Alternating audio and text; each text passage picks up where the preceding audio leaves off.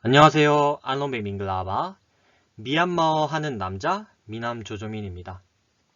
2021년 새해가 밝았습니다. 새해에는 모두 건강하시고요. 행복한 일만 가득하시길 바라겠습니다. 이번 영상을 찍게 된 이유는요. 포스트 베트남, 미얀마, 즉 미얀마에 왜 주목해야 하는가 라는 주제를 여러분들께 알려드리고자 영상을 찍게 되었습니다. 먼저 영상 보시기 전에 좋아요와 구독 부탁드리겠습니다. 먼저 미얀마라는 나라가 어디에 있는지 모르시는 분들을 위해서 간략하게 지도를 한번 살펴볼게요. 오른쪽에 빨간색으로 보이시는 부분이 미얀마입니다. 미얀마는 동남아시아 국가이고요. 인도차이나 반도에 위치해 있습니다. 인도차이나 반도는 인도와 중국 2대 문화권에 위치하는 곳을 말합니다. 마지막으로는 아세안 국가이고요. 동남아시아 국가연합 국가 중 하나입니다. 그럼 오늘의 주제인 미얀마 왜 주목해야 하는가?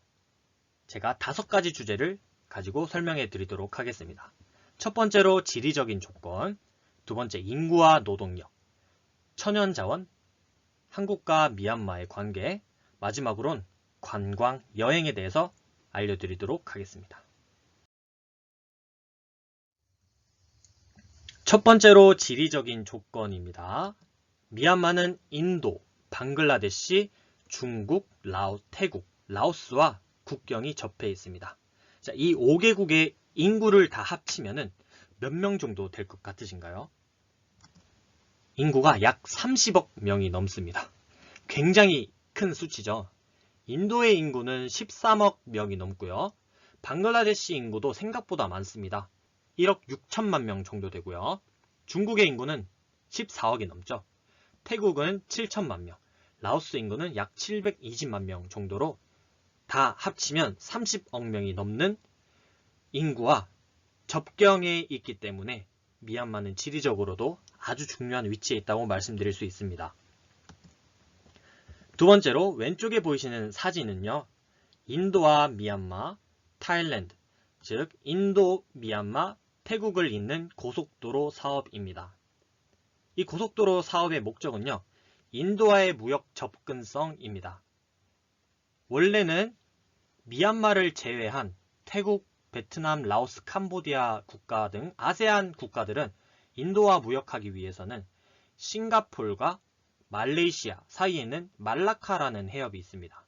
말라카 해협을 통해서 갔어야 했지만 이 IMT 고속도로가 건설이 되면 미얀마를 통해서 국경을 통해서 갈 수 있기 때문에 접근성이 굉장히 좋아진다는 점이죠.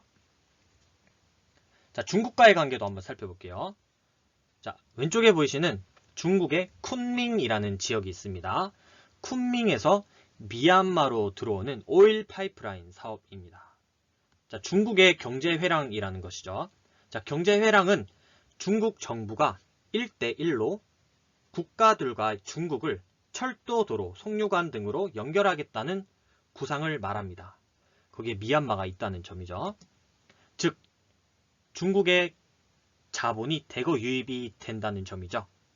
즉, 지리적으로 중요한 위치에 있기 때문에 이렇게 많은 국가들의 수혜를 받고 있는 것입니다. 두 번째로 인구와 노동력입니다. 자, 먼저 그래프 한번 보고 가실게요. 1960년대에는 20이라고 되어 있죠. 2천만 명입니다. 자, 2010년에는 5천만 명을 가까이 갔고 최근 인구 통계에 따르면 현재 5,480만 명의 인구가 있습니다. 자, 이는 한국 인구보다 많은 수치죠. 자, 왼쪽에 그래프 한번 보고 가실게요. 10대, 20대, 30대의 비율이 굉장히 높죠.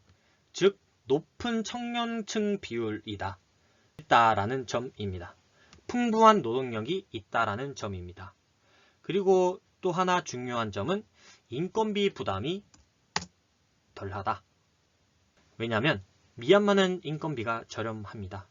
그래서 이 부분도 굉장히 중요한 점이겠죠. 그래서 인구와 노동력으로도 미얀마는 발전 가능성이 굉장히 큰 국가입니다.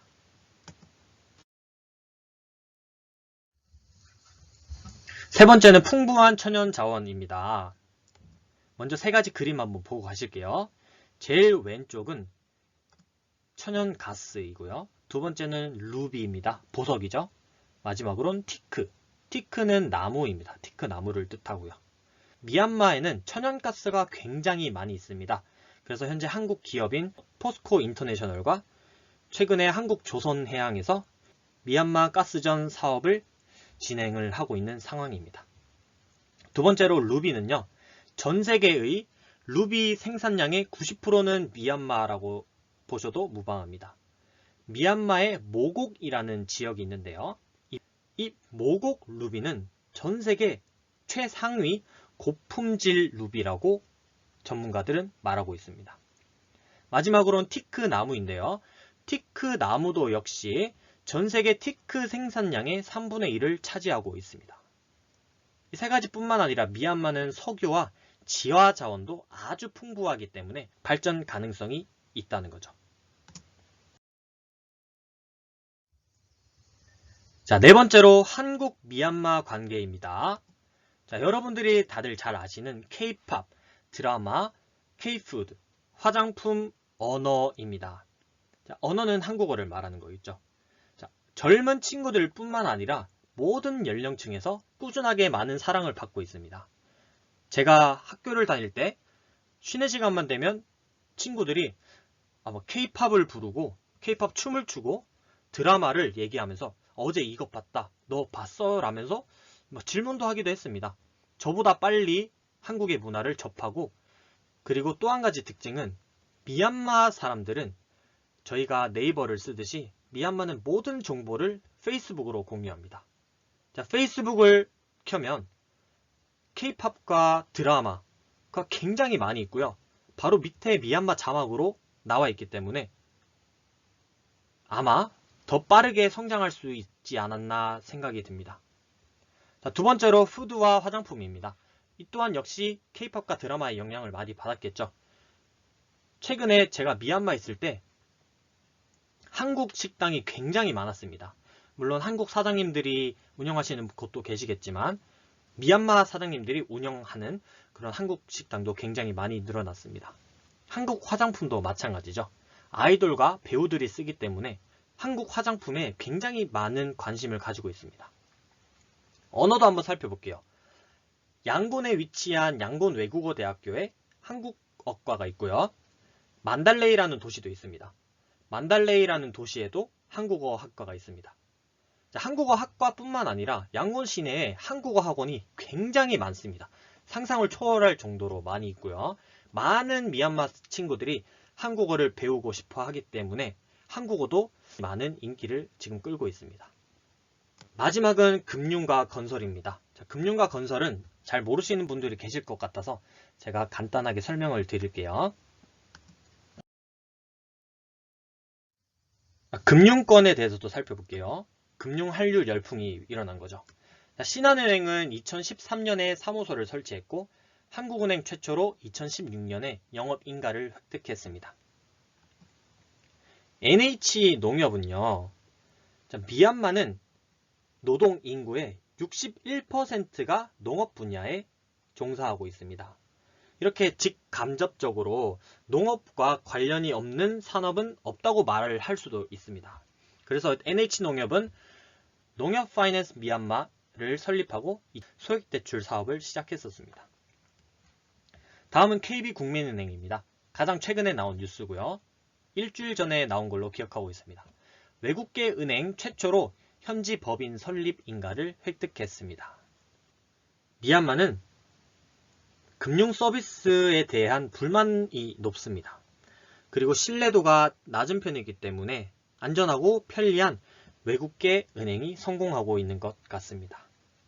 건설 부분에 대해서도 살펴볼게요. 한국 미얀마 달러 우정의 다리 사업입니다. 부동산에 관심이 많으신 분들은 한 번쯤은 들어보셨을 수도 있습니다. 먼저 사진 하나 보고 가실게요. 양곤 밑에 빨간색으로 표시되어 있는 부분이 달라라는 지역입니다. 달라는 현재 양곤 행정구역상 양곤에 소속되어 있고 양곤강 남쪽에 위치해 있으며 양곤 시내와 가장 가까이 있습니다. 이렇게 양곤 부근의 전략적인 지리적 위치임에도 불구하고 양곤강을 가로지르는 다리가 없었기 때문에 시내를 가려면 페리를 타야만 했습니다. 이를 해결하기 위해서 현재 달라 우정의 다리 사업이 진행 중에 있는 것이고요. 또한 현재 달라 신도시 사업도 진행 중에 있기 때문에 다리가 건설이 되고 신도시 사업도 잘 마무리가 된다면 부동산 시장도 굉장히 긍정적이다 라고 저는 생각하고 있습니다. 다음은 LH공사에서 한국 미얀마 경제협력산업단지인 KMIC입니다. 사진에서 보시는 것과 같이 현재 아주 긍정적으로 보고 있는 부분입니다.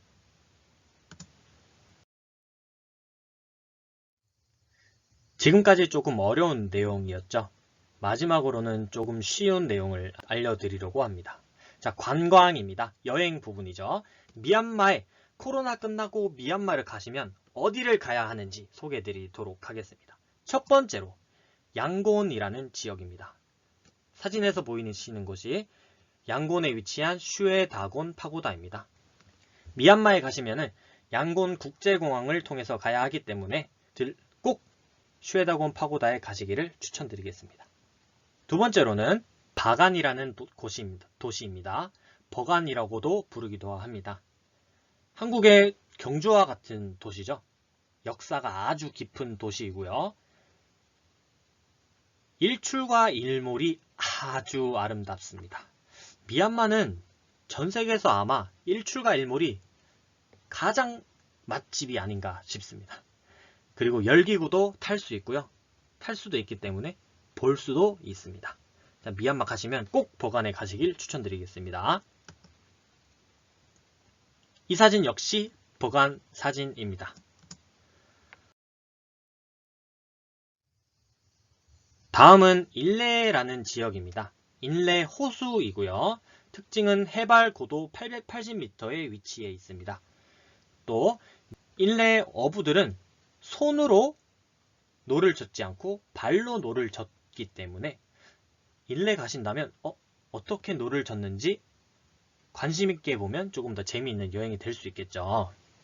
그리고 미얀마는 다 덥다고 알고 계시지만 인레는 시원할 때도 있고 추울 때도 있습니다. 꼭 겉옷 챙기시길 바라겠습니다. 마지막으로 만달레이라는 도시입니다. 만달레이 또한 아주 아름다운 도시입니다. 보통 인레, 버간, 만달레이 이렇게 엮어서 많이 가고요. 중부 미얀마이기 때문에 다들 가까이 위치해 있습니다.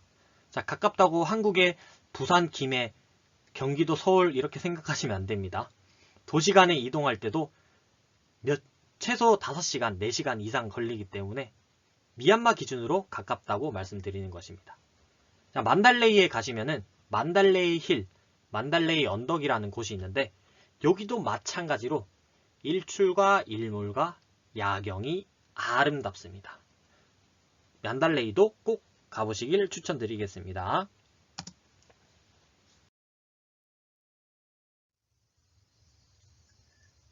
미얀마 왜 주목해야 하는가? 라는 주제를 살펴보았습니다. 자, 5가지 주제로 살펴보았죠. 자, 5가지로 나눈 것은 저의 생각입니다. 저는 앞으로 미얀마가 발전 가능성이 많다고 생각하기 때문에 제가 생각하는 부분을 나누어서 여러분들께 설명을 드렸습니다. 지금까지 시청해 주셔서 감사합니다. 올해는 더욱더 행복하시고요. 저도 더욱더 재밌고 유익한 정보를 가지고 여러분들께 인사를 드리겠습니다. 감사합니다. 제주띵 말에